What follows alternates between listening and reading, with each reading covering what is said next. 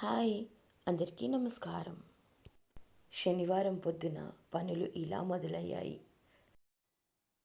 Lunch కోసం ready చేసుకున్న పులావ్ కోసం అలా గ్రేవీ కర్రీ, ఇలా రైతా. ఈ కేసర్ రాష్ట్రపతి భవన్లో ఉద్యానోత్సవకి వెళ్ళినప్పుడు అక్కడ కాశ్మీరీ వాళ్ళు తెచ్చి అమ్మితే తీసుకున్నాము. ఈరోజు పులావ్లోకి ఇలా వాడాము. చాలా బాగా వచ్చింది టేస్ట్. కొనేటప్పుడు ఏదో ఏముందిలే అన్నిట్లాగే ఇది కూడా కొనుక్కుందాం పర్వాలేదు అని కొనుక్కున్నా సరే తిన్నప్పుడు వచ్చిన తృప్తి మాత్రం అమోఘం. ఈ రోడ్ల మీద షాప్స్ అన్నీ ఎంతలా వెలిగిపోతున్నాయి. సాయంత్రం ఇంకా చీకటి పడకముందే అలా ఉన్నాయంటే అవన్నీ సంక్రాంతి పండుగ వెలుగులా ప్రతిరోజు అలాగా ఉంటాయా నాకు అంత ఐడియా లేదు. బాగా అనిపించింది చూడడానికి మాత్రం. ఇక మేము రీచ్ అయ్యాము ఒక చోటికి. పొద్దున ప్లాన్ చేసుకున్న ప్లేస్ వేరు, కానీ సాయంత్రం మేము వెళ్ళిన ప్లేస్ వేరు. సరే, ఇది చూసాక మీకు అర్థమైంది మేము పరేడ్ గ్రౌండ్స్లో జరిగిన హాట్ ఎయిర్ బెలూన్ షోకి వచ్చామని. అయితే వెళ్దామనుకున్న ప్లేసు గచ్చిబౌలిలో డ్రోన్ షో కోసం. ఒరిజినల్గా దానికి డ్రోన్ షో అని పేరు పెట్టారు, కానీ it's more than competition. Races,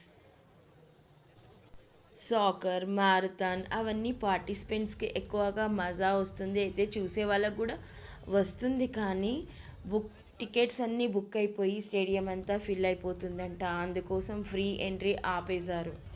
ఆన్లైన్లో టికెట్స్ కొనుక్కుందాం అనుకుంటే సోల్డ్ అవుట్ అని వచ్చింది. అక్కడికి వెళ్తే టికెట్ కౌంటర్ ఉంటుందో లేదో తెలియదు. ఎందుకు డిసప్పాయింట్ అవ్వడము. రేసెస్ అన్నీ అయిపోయాక హాఫ్ అన్ అవర్ షో కోసం పరేడ్ గ్రౌండ్స్ అయితే హ్యాపీగా వెళ్ళొచ్చు అనుకొని వెళ్ళాము. కోర్స్ హాట్ ఎయిర్ బెలూన్స్కి కూడా టికెట్స్ అయిపోయాయి. ఇంకా మనకి అది ఎక్కే అవకాశం అయితే లేదు. చూడొచ్చు, కాస్త టైం స్పెండ్ చేయొచ్చు. అందులో ఇక్కడ కొన్ని కల్చరల్ ఈవెంట్స్, కొన్ని స్టాల్స్ అన్నీ ఉంటాయి. కాస్త చూద్దాము, నైట్ కదా టైం స్పెండ్ చేయొచ్చు అన్నట్టుగా వచ్చాము. ఫస్ట్ మేము ఎంట్రీ అయినప్పుడు కాస్త డిసప్పాయింట్ అయ్యాము, ఎందుకంటే అక్కడ బెలూన్స్ తప్ప ఏమీ కనిపించట్లేదు. హ్యూజ్ హాట్ ఎయిర్ బెలూన్స్ అయినా కూడా ఎంతసేపు చూస్తూ కూర్చుంటాం వాటిని.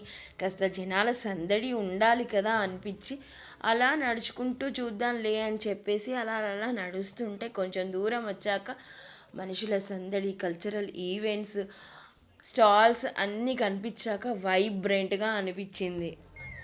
నేనైతే అలా కల్చరల్ ప్రోగ్రామ్స్ అయ్యే దిక్కు ఫేస్ పెట్టుకొని కాసేపు గ్రౌండ్ మీద అలా రిలాక్స్డ్గా కూర్చొని టైం స్పెండ్ చేసి తర్వాత తినడానికి కదిలాము. మొత్తానికైతే హైదరాబాద్లో సెలబ్రేట్ ద స్కై అనే ఫెస్టివల్కి మాత్రం వెళ్ళగలిగాము.